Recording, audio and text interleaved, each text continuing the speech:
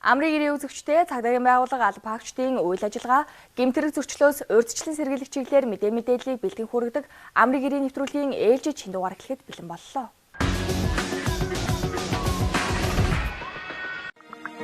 Цахим орчинд бидэнд хувийн орон зай бий юу? Хүний одоо хувийн орон зай гэдэг чинь яг зөвхөн өөртөөгөө байх орчныг хувийн орон зай гэж байгаа байхгүй. Энэ сошиал орчинг бодит амьдралаас салгаж бодох ямар шаардлага байхгүй. Энэ бол гудамж том талбай байхгүй. Хүн гудамжинд гарчаад амар олон хүний дэргэд хэрхэн бие авч явах вэ гэдэг чинь сошиал гэлтгүү, гадаа гудамж гэлтгүү яг адилхан.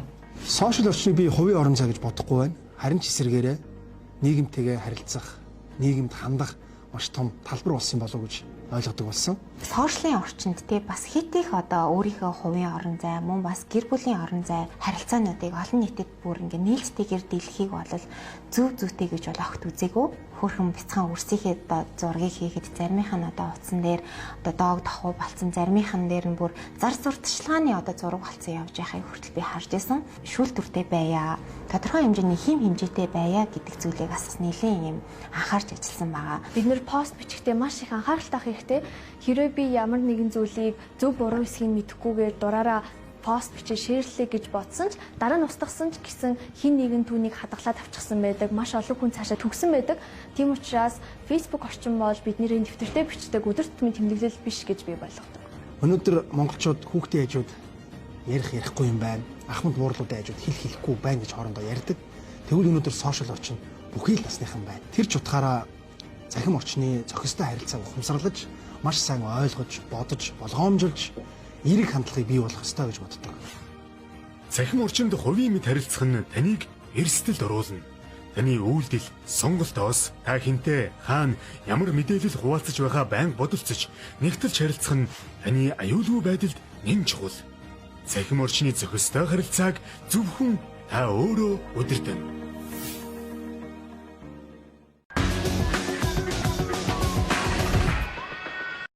Хүүхэд бол гэр бүлийн аз жаргал, эх орны ирээдүй. Хүн төрөлхтний залхамж үе юм. Монгол улсын хүн амын 3/1 нь бидний ирээдүй болсон хүүхэд байдаг хэдий ч өнөөдөр хүүхдүүд аз жаргалтай, эрүүл аюулгүй, айхайцгүй орчинд амьдарч чадаж байна уу гэдэг асуулт хэвээр үлдэж магадгүй. Цагдаагийн байгууллагаас хүүхдийн эрхийг хамгаалах, хүүхдийг гэмтрэг зөрчилд хохирж холбогдохоос урьдчилан сэргийлэх чиглэлээр хэрхэн яаж ажилладаг вэ? Хүүхдийн эрхийн тухай хуульд эцэг эх асран хамгаалагчаас эхлээд төрийн бүх шатны байгууллага, албан тушаалтнууд хүүхдийн эрхийг төрсэн цагаас нь эхлэн 18 наснд хүртэл нь хамгаална гэж заасан байдаг. Энэ хууль зааснаар хүүхэд эссэн мэнд амьдрах, хөгжих, хамгаалуулах, нийгмийн амьдралд оролцох эрхтэй юм. Улсын хэмжээнд 2021 онд насанд хүрээгүй 921 хүн гэмт хэрэг үйлдэж, 1365 хүн гэмтэргийн улмаас өртөж хохирсон байна. Энэ нь өмнөх оны мөн үетэй харьцуулах юм бол гэмтэрэг үйлдсэн хүүхдийн тоо 7%-аар буурсан боловч хохирсон хүүхдийн тоо 16.5%-аар өссөн үзүүлэлттэй байна.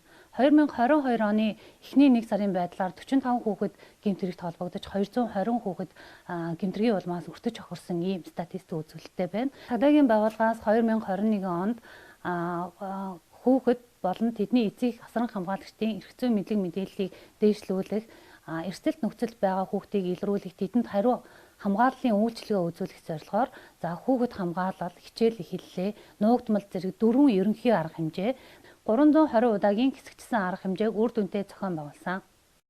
Цагдаагийн байгууллагад 2021 оны 1-р сараас хүүхдийн асуудал хариуцсан мэргэжилтний оронтоо нэмэгдэж, алба хаагчид хариуцсан нутаг дэвсгэрт оршин суух эрсдэлт нөхцөлд байгаа хүүхдийг илрүүлэх, тэдэнд хариу үйлчилгээ үзүүлэх, холбон зуучлах, сум дүүргийн хамтарсан баг нутаг дэвсгэрийн гэр бүл хүүхэд залуучуудын хөгжлийн хэлтстэй хамтран хүүхэд гэр бүлд чиглэсэн ажил арга хэмжээ зохион байгуулах, ерөнхий боловсролын сургуулийн сурагчдад гэмтэргээс урьдчилан сэргийлэх ажлыг хүртээмжтэй, үр дүнтэй зохион байгуулан ажиллаж байна. За тэгээ манай сургуулийн хувьд хүүхд хамгааллын чиглэлийн ажлуудаа мэргэжлийн байгууллага буюу цагдаагийн 1-р хэлтсэн болох мөн хүүхдийн асуудал хариуцсан мэргэжлүүдтэй хамтран ажиллаж байна. Тэгээ хүүхд хамгааллын чиглэлийн ажлууд маань бол бас дараах одоо үндсэн бүтцтэйгээр зохион байгуулагдсан ажиллаж байна, явагдаж байна. 1-р нь бол бид цагдаагийн одоо байгууллагын хүүхдийн асуудал хариуцсан мэргэжлүүдтэйгээ хамтраад хүүхдийн нас идэхгүй тохирсон мэргэжлийн зөвлөмж зөвлөгөө, гэмтэргээс урьдчилан сэргийлэх санамж, зөвлөмжийг бол хүргэж байна. Мөн одоо асуудалтай буюу ар гэрийн анхаарал халамжуулалт хүүхдүүдтэйгээ бол мэрэгжлийн одоо хүмүүстэйгээ хамтраад зөвлөм зөвлөгөө хүргэх, гэмтрэг зөрчлөөс урьдчилан сэргийлэх, судалгаа хяналтын ажлууд явуулах чиглэлийн ажлуудыг хийж байна. За дараагийн дугаарт нь бол хүүхд хамгааллын нэг одоо ажлын хэсэг маань сургуулийн орчинд одоо хүүхэд эрүүл аюулгүй байх одоо эрхтэй. Тийм учраас бол сургуулийн эрүүл буюу скул полицийг бол ажиллуулж байна. За мөн шар дарцаг аян бол хэрэгжиж байгаа. Тэгээ шар дарцаг аяны хүрээнд бол сурагчдыг одоо аюулгүй зам хөндлөн гарах чиглэлээр бол бас эцэгчүүдээ хамтарч ажиллаж байна. За тэгээд энэ дээр бол сургуулийн эргүүлүүд маань ихээхэн одоо өөрийг гүйцэтгэж сурагчдаа одоо бас дарцгийн одоо байж аюулгүй байдлыг хангаж гарахт нь бол чиглүүлэх мөн одоо аюулгүй байдлыг хангаж ажиллаж байна. Хүүхдүүд 2 жил гаруй цахимаар сүүлийн хагас жилийн хугацаанд 5-9-ийн зарчмаар буюу танхим цахим хосолсон хэлбэрээр хичээллэж байсан бол засгийн газрын шийдвэрийн дагуу энэ оны 2 дугаар сарын 14-ний өдрөөс эхлэн ерөнхий боловсролын болон ихтэй сургууль, мэрэгжил сургалт үйлдвэрлэлийн төв, цэцэрлэгийн сургалт танхимын хэлбэрт 100% бүрэн шилжсэн. Хичээл сургууль эхэлсэнтэй холбогдуулан цагдаагийн байгууллагаас энэ сарын 15-ны өдрөөс эхлэн хүүхэд хамгаалал ерөнхий арга хэмжээг улсын хэмжээнд эхлүүллээ.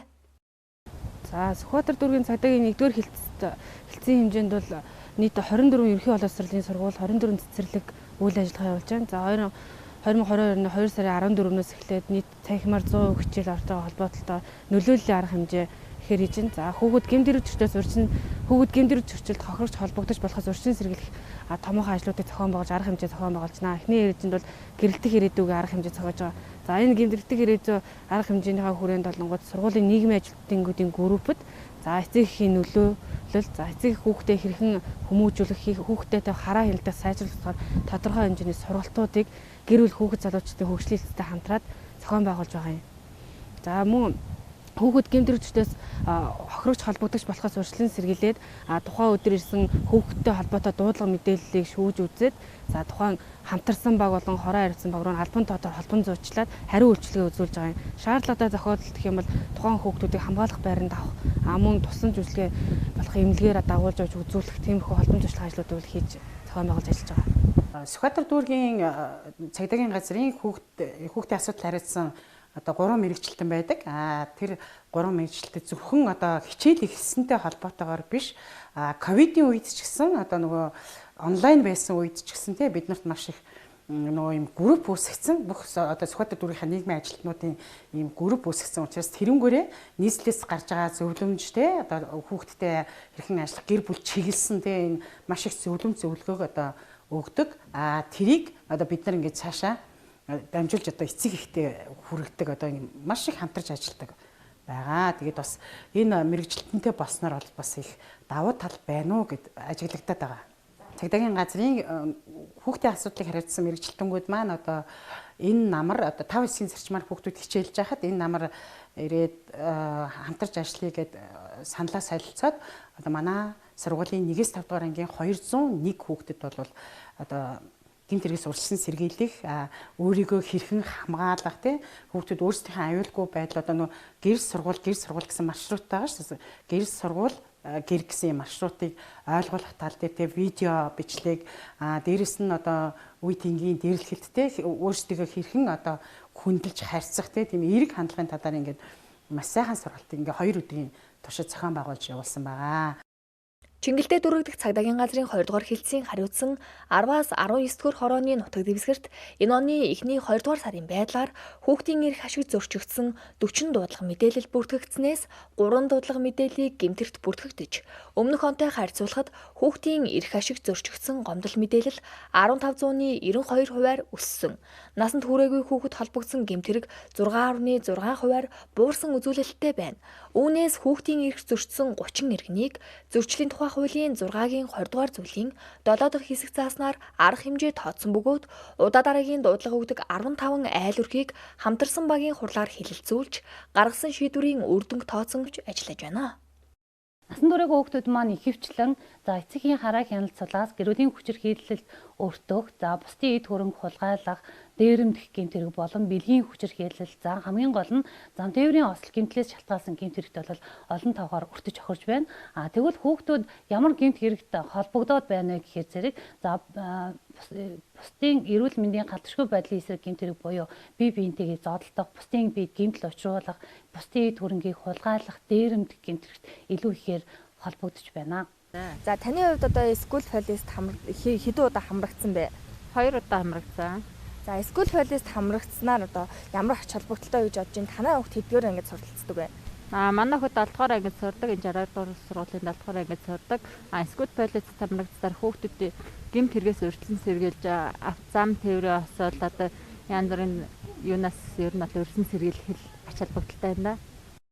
Тус хэлтсийн алба хаагчид дүүргийн гэр бүл хүүхэд залуучуудын хөгжлийн хэлцтэй хамтран айл өрхөөр биечлэн очиж нөхцөл байдлын болон эрсдлийн үнэлгээг хийж шаардлагатай тохиолдолд хяналтад авч хороодын хамтарсан багийн хурлаар хэлэлцүүлэн холбон зуучлах хариу арга хэмжээг авч байна. Манай Чингэлэг дүүргийн 13 дугаар хороонд 1952 өрхийн одоо төр орсон суугчтайгаа 8 гаруй хүн амд одоо үйлчлдэг байгаа. Тэгээ үүнээс он гарсаар 108 утасны дуудлага бол одоо 12 удаагийн дуудлага. Үүнээс одоо хамгаалах байранд одоо 8 хүүхдийг өгчтэй мөн одоо цагдаагийн алба хаагч хүүхдийн мэрэгчлэлтнүүдийн хамтран одоо ар гэрт нэгтгэж ажилласан. Мөн 3 хүүхдийн асуудлыг асрамжинд одоо хөхөр хамтарсан багаараа шийдвэрлэж ажилласан байгаа. Цагдаагийн байгууллагаас хүүхдийг зам тээврийн осол хэрэгээс урьдчилан сэргийлэх, сургууль орчмын бүсэд хөдөлгөөний аюулгүй байдлыг хангах зорилгоор замтай ойрхон эрсдэл бүхий ерөнхий боловсролын сургуулиудын гадна орчин дох явган хүний гарцсан дээр тээврийн хэрэгслийн улсын дугаар илрүүлэгчтэй өдөр шөнийн хяналтын камерыг байршуулан ажиллаж байна. За цагдаагийн байгууллагаас явган зөрчигчийн аюулгүй байдлыг хангах, за мөн одоо сургууль орчинд хүүхдээ аюулгүй байдлыг хангах чиглэлээр техник технологийн дэвшлиг ашиглаж хяналт тавьж ажиллаж байна. Энэний нэг жишээг та бүхэнд харуулъя. Яг одоо ингээд Баянгол дүүргийн 13 дугаар сургуулийн орчинд school police-ийг хэрхэн үр гүйцэтгэж байгааг ингээд хөндлөнгийн камераар шүүтж байгаа. За энэгээр гарцаар одоо явган зөрчигч зам хөндлөн гарч байгаа үед тухайн жолоос дөрвөлжчих юм уу? За энэ тээвэр хэслийн дугаарыг татаад харах юм бол тухайн тээвэр хэслийн хоёр талын урсгалыг харсан камерыг усын дугаар харагчтай одоо танигчтай юм камер өршүүлсэн. За ингэснээр одоо энэ сургууль орчийн бүс зогсож байгаа тээврийн хэсэл болов. За ирж байгаа хоёр талын урсгалын хөдөлгөөнийг ингээ бүрэн таних болцоотой юм аа. Одоо та бүхэн нөгөө талаас ирж байгаа урсгалыг харуулъя. За ингээд 14:34 UB гээ. За энэ камерын шөнө өдрийн цагт таних хэвээр. За зам хөдөлгөөний дүрмийн 16-гийн 1 буюу явган үний гарцсан дээр одоо гарцаараа гарч байгаа явган зөрчигч зам тавьж өгөө жолооч нарт хариуцлага тооцох бүрэн одоо зохицуулалттай болж байна гэсэн. За өөрөөр хэлбэл зөрчлийн тухай хуулийн 14-7-38-аар арга хэмжээ тооцох. За ингээд энэ бол одоо зөвхөн баруун урсгалаас ирж байгаа тээврийн хэслийн хөдөлгөөний улсын дугаарыг таних байна. За энэ бол зүүн урсгалаас ирж байгаа тээврийн хэслийн хөдөлгөөнийг таних.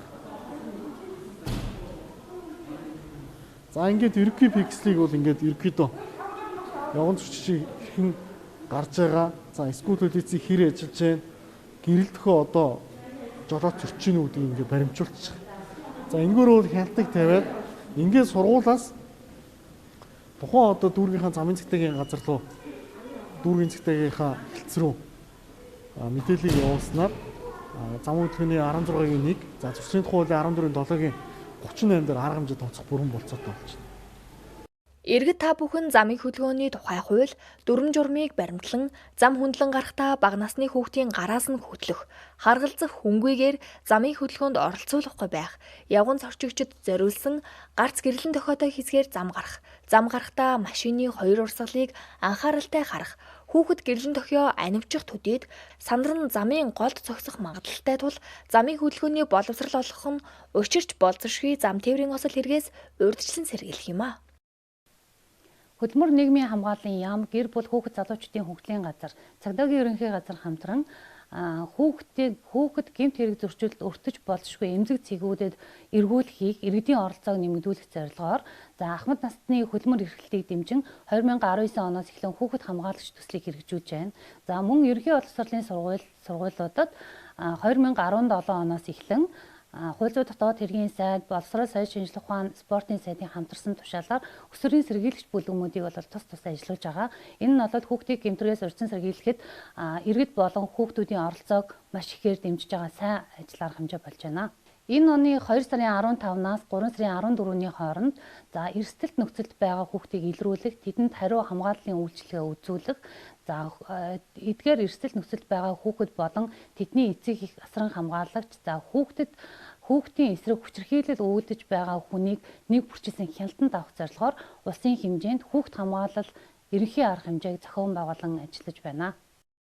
Иймд эцэг эхчүүд бид бүхэн үр хүүхдээ хамгаалах, эрсдлээс урьдчилан сэргийлэх, эрх аюулгүй байдлыг нь хангах, эрхэм үүргээ улам бүр нэмэгдүүлэх, бага насны хүүхдийг харгалзах хүнгүйгээр гэрт үлдээхгүй байх, ахуй хүрээнд архитан согтуурахгүй байх, мэргэжлийн байгууллагаас гаргасан зөвлөмжийг хэрэгжүүлэх шаардлагатай байгааг цагдаагийн байгууллагаас анхааруулж байна.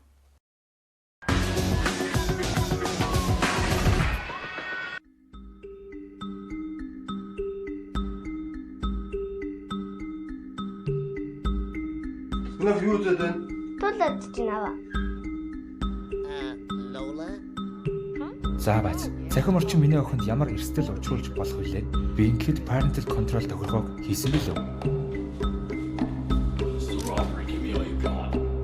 Уулгаач аваа.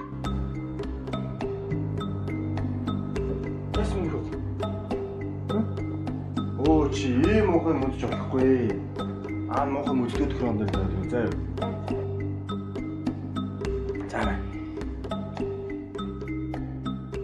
Хүүхэд ганцхан туршилтоор бидний төсөөлөшгүй аюултай газар хүрч болно. Цагдаагийн ерхий газар нь олон улсын эрх зүйн хөгжлийн байгууллагатай хамтран Европын холбооны санхүүжилттэй Монгол улсад хүүхдийн хууль зүйн тусалцаа авах хүртээмжийг нэмэгдүүлэх замаар коронавирус цар тахлын үр нөлөөг бууруулах, төслийн хүрээнд цагдаагийн байгууллагын мөрдөгч, хүүхдийн асуудал хариуцсан мэрэгчлэнүүдэд зориулсан хүүхдийн эсрэг гэмтрэхтэй тэмцэх урьдчилан сэргийлэх арга зүй сэдвт сургагч багш бэлтгэх сургалтыг энэ сарын 16-наас 19-ны хооронд зохион байгуулж байна.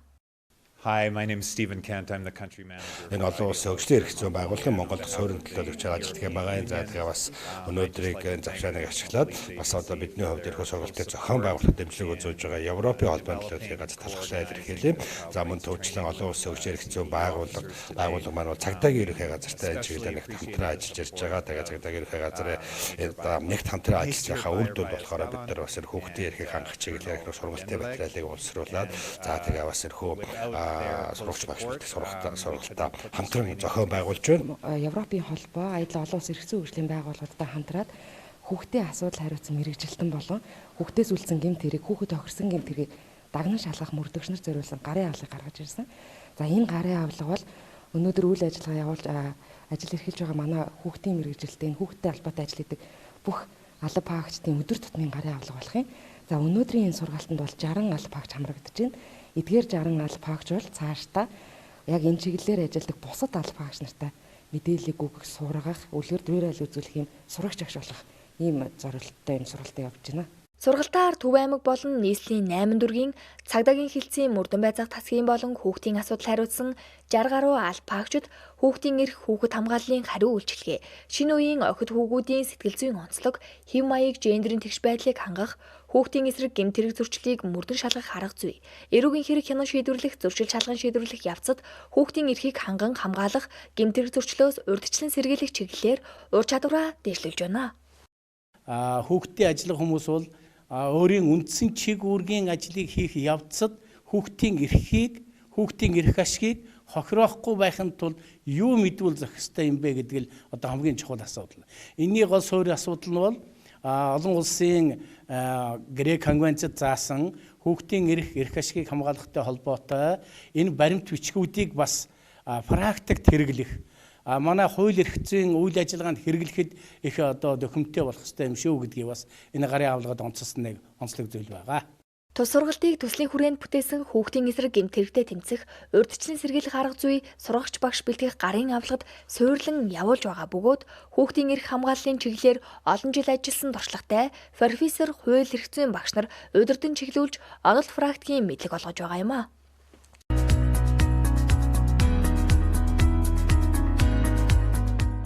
Амрын гэрээ үзэгчтэй ярилцах цаг булангийн энэ удаагийн дугаарт цагдаагийн ерөнхий газрын гэр бүлийн хүчирхийлэл хүүхдийн эсрэг гэмт хэрэгтэй тэмцэх хэлтсийн ахлах мэрэгжилтэн цагдаагийн дэд хорондоо Хатанбаатар оролцож байна. Танд энэ өдрийн мэндийг хүргэе. За баярлалаа. Та бүхэнд бас энэ өдрийн мэнд хүргэе. Тэгэхээр энэ 7 хоногт ер нь бол хүүхдүүд маань танхимаар 100% хичээлж эхэлж байгаа шүү дээ. Тэгэхээр хоёулаа яриагаа за сургууль орчимд хүүхдүүдийн гэмт хэргийн гаралт ер нь хэрвээ нэмэгдэх хандлага байна уу? Энэ талаар яриагаа эхлэе гэж бодлоо. За 2021 онд сургуулийн орчинд үлдэж байгаа гэмт хэргийн статистик судалгааг аваад үзэхээр сургуулийн орчинд 2021 онд нийтдээ 42 гэмт хэрэг бүртгэгдсэн байгаа.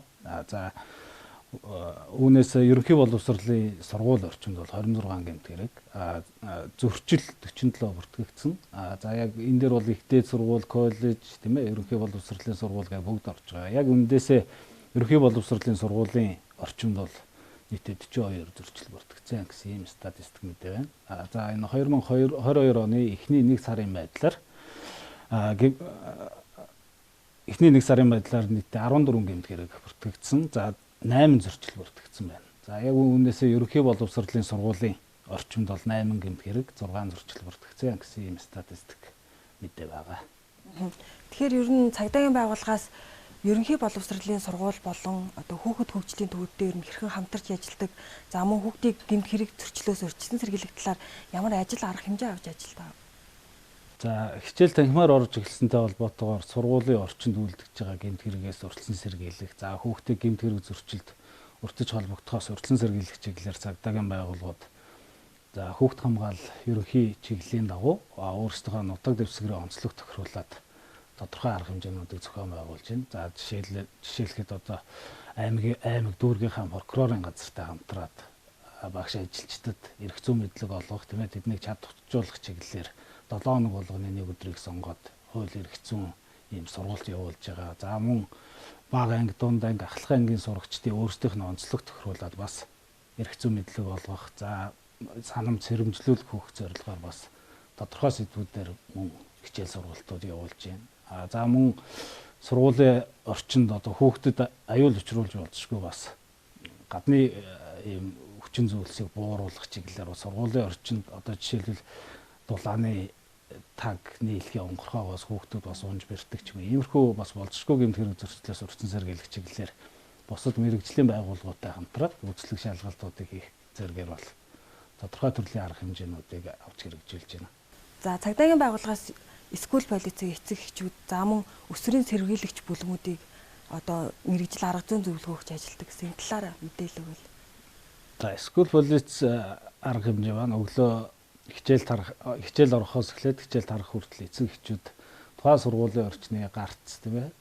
За бас эрсдэл байж болзошгүй гэсэн цэгүүдэд хяналт тавих зорилгоор эцэг эхчүүд эргүүлд ажилладаг. За энэ бол одоо нийслэлийн хэмжээнд бүр ингээ 2 жил гарan ингээд яваад хөвсчихсэн. За үүнээс гадна бас аймагуд маань энэ арга хэмжээг бас аймгийнхаа нутаг дэвсгэртээр зохион байгуулад эхэлж байгаа. За эцэг эхчүүдийг эргүүлд гарч байгаа үед нь тухайн баг хорооны цагдаа, хэсгийн байцаагч тий бас хүүхдийн асуудал эрхэлсэн албаагчд маань өглөөдөө очиод тухайн хоногт үлдэж байгаа гэмт хэрэг зөрчлийн нөхцөл байдал бас ямар байна. Тухайн сургуулийн орчинд гэмт хэрэг зөрчил бүртгэгдсэн бол за одоо ингээд өчигдөр танаа сургуулийн орчинд иймэрхүү төрлийн гэмт хэрэг зөрчил гарлаа шүү. Тэгэхээр та бүхэн бас яг энэ тал дээр ингэж анхаарч ажиллаарай гэсэн мэрэгжил арга зүйн зөвлөгөөг бол өгөөд хамтарч ажиллаж байгаа. Гэр бүлийн хүчирхийлэл хүүхдийн эсрэг гэмт хэрэгтэй тэмцэх хэлтс маань одоо байгуулагдаад 2 жил орчим болж байна.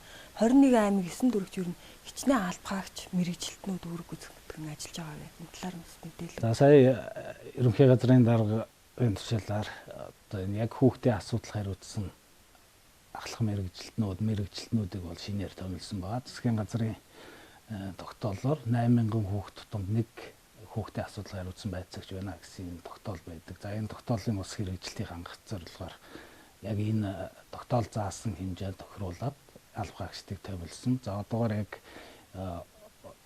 улсын хэмжээнд нийтээ хүүхдийн асуудал хариуцсан 103 албагч ажиллаж байна. За мөн тэгээд дээрээс нь гэр бүлийн хүчирхийллээс урьдчилан сэргийлэх ахлах мэрэгжилтнүүд, урьдчилан сэргийлэх ажил хариуцсан мэрэгжилтнүүд гэдээ бас яг энэ хүүхдийг болзошгүй гэмт хэрэг зөрчлөөс урьдчилан сэргийлэх чиглэлээр хамтарч ажиллах бас энэ өөр бүхий албагчд бас байгаа. За тэгэхээр яг энэ чиглэлийн албагчдыг нийт дөнгөн үзгээр одоо нийтдээ 203 албагч ажиллаж байна. За тэгэхээр хүүхдүүд маань сүүлийн 2 жилийн хугацаанд цахимаар хичээлээ үзлээ. Тэгэхээр бас цахим хэрэглээнд эцэг эхчүүд хэрхэн одоо хяналт тавих талаар урьдчилан сэргийлэх мэдээлэл зөвлөмжийг өгвөл. За мэдээж улс орныг хамарсан ковид цар тахлын улмаас 20 цэрийн дэглэм тогтоогоод бүх нийтийн болон нийтийн өндөржүүлсэн байдлын үед бас хүүхдүүдийг тийм ээ өвчин нэрвтгэхээс урьдчилан сэргийлээд захимаар хичээлүүд орж байгаа. За ерөнхийдөө бол цагдаагийн байгууллагч тэр эцэг эхч тэр ер нь хүүхдэд цахим одоо фэйсбүүк хаяг нээж өгөхөөсөө ерөнхийдөө татгалздаг тийм янз бүрийн цахим халдлагад өртөж болзошгүй гэдгээр. Тэгээд яг энэ хичээл цахимаар орсонтой холбоотойгоор бас хүүхдэд зайлшгүйгээр одоо бас хаяг нээх шаардлагатай тийм ээ хичээлээ үзэхийн тулд ингээд цахим хаягтай болгоч гэдэг юм. Энэ тал дээр нээгдээд явсан. За тэгэхээр бас эцэг эхчүүд юм дээр цахим халдлагад хүүхдийг өртгөөс урьдчилан сэргийлэх зорилгоор анх хаяг нээж өгөхдөө тийм ээ тохиргоог нь өөртөө янзлах одоо юу гэдгийг танихгүй хүнийг найзаар авахгүй байх ч юм уу зөвхөн гэр бүлийн хүрээнд юм уу ангийнхан найзуудын хүрээнд зөвхөн найзууд нь хардаг байхаар ч юм уу ингээд бас тохиргоог нь өөртөө эцэг эхчүүд анх нээж өгөхдөө энэ тал дээр нь бас анхаарад тэр шаардлагад нийцсэн бас хаягийг нээж өгөх. За тэгээд өөртөө мэдээж цахим хэрэглэн дээр аль хаяг руу орж ийн ямар хүмүүстэй найз байна гэдэг энэ тал дээр нь бас өөртөө давхар хяналтаа тавиад явахд бол тэгээд мөн хүүхдүүдтэй ярилцах хэрэгтэй. За одоо ийм танихгүй хүнээс ийм хүсэлт ирүүл авч болохгүй шүү. Бас иймэрхүү цахим халдлага гэдэг одоо хүүхдүүдийг ингэж айлгаж ичээдэг ч юм уу иймэрхүү бас хүмүүс байдгаа. Тэгэхээр одоо энэ тал дээр за хөөр танихгүй хүнээс хүсэлт ирээд найз хүсэлт ирээд өөрийнх нь сонирхолд нийцээд одоо тэр хүнтэй би найз болмоор байна гэдэг ийм тохиолдолд аав ээжтэй өөрсдөө бас хэллээрээ аав ээжтэй энийг хэллээрээ тэгвэл аав ээж нь бас цуг үзээд хараад тийм ээ тэр хүнтэй найзлж болох уугүй гэдэг талаар бас эцэг эхчүүд зөвшөөрөл өгөөд ингээд явна гэдэг талаар бас хүүхдүүдтэй бас ойлголцох хэрэгтэй. За цахим орчинд бас хүүхдийг буруу садар самуунд уруу татсан юм уу ийм бичлэг зураг байдаг ингээд нөгөө захим орчноор тархаад хүүхдүүд бас энийг үзээд буруу үлгэр дуурайл авах ийм бас эрсдэл байдаг. Тэгэхээр эцэг эхчүүд ийм бичлэг зургийг одоо устгуулахаар бол энэ e-kids цэгийн гэдэг Монгол портал сайт байгаа. За ийшээ орохоор одоо зөрчил мэдээлэх гэсэн цонх байгаа. Тэгэхээр тухайн зөрчил мэдээлэх гэдэг дээр эцэг эхчүүд мандараа тухайн одоо бичлэг зургийг тэнд оруулсан тохиолдолд цаанаасаа нэг автоматар устгах репорт хийх гэсэн ийм одоо сайт байдаг. Тэгэхээр бас эцэг эхчүүд энэ сайтад одоо хүүхдийг бас болшгүй гэмт хэрэг зөрчилд өртөж тийм ээ өртгөөс урьдчилан сэргийлэх зорилгоор бас энэ портал сайтыг бол бас ашиглаж болох байна. За ярилцлагын төгсгөл та эцэг эхчүүдэд хандаад хүүхдүүдээ гэмт хэрэг зөрчлөөс урьдчилан сэргийлэх зөвлөмж хүргвэл. За хичээл сургуультай эхэлсэндээ холбоотой тийм ээ бас энэ сургуулийн орчин гэхээр зам тээврийн ослт бас хүүхдүүд нэлээдгүй их өртөж хохирдог. За тэгэхээр бас эцэг эхчүүдэд хандаад зурцлын тухай хуулийн 14-7-гийн 54 дахь хэсгээр за эцэг эхчүүд болон бүх шатны боловсролын байгууллагын ажилтан тэгээ 10 хүртэлх насны хүүхдээ ганцаархан замын хөдөлгөөнд оролцуулахыг бол хоригдсан заалт байдаг. Тэгэхээр эцэг эхчүүд маань бас одоо сургууль гэр хоёр нь ойрхон ч юм уу за өөрсдөө одоо ажил төрөлтэй гэдэг утгаар бас хүүхдүүдийг ганцаархан бага насны хүүхдээ ганцаархан сургуульд явуулдаг да хичээлэн дарахаар өөрөө гэрлүүгээ орчих гэдэг юм. Энэ байдлаар бас хүүхдийг ганцаархан явуулснаас зам тээврийн ослт өртөх энэ болшгүй эрсдэлд одоо орох юм нөхцөл байдал бол бүрддэг. За тэгэхээр бол аль болох хүүхдүүдийг өөрсдөө сургуульд нь хүргэж өгөөд хичээлэн дарсан үед өөрсдөө авдаг байх. За бас энэ чиглэлээр ер нь бол сургуулиуд багаангийн багш нартай хамтраад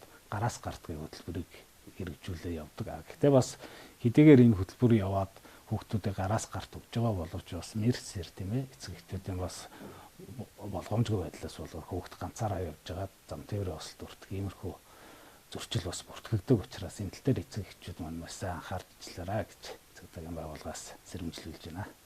За манай өнөөдрийн ярилцах цаг болонд цагдаагийн ерөнхий газрын гэр бүлийн хүчирхийлэл хүүхдийн эсрэг гэмт хэрэгтэй тэмцэх хэлтсийн ахлах мэрэгжилтэн цагдаагийн дэд хорондоо Хатанбаатар оролцлоо.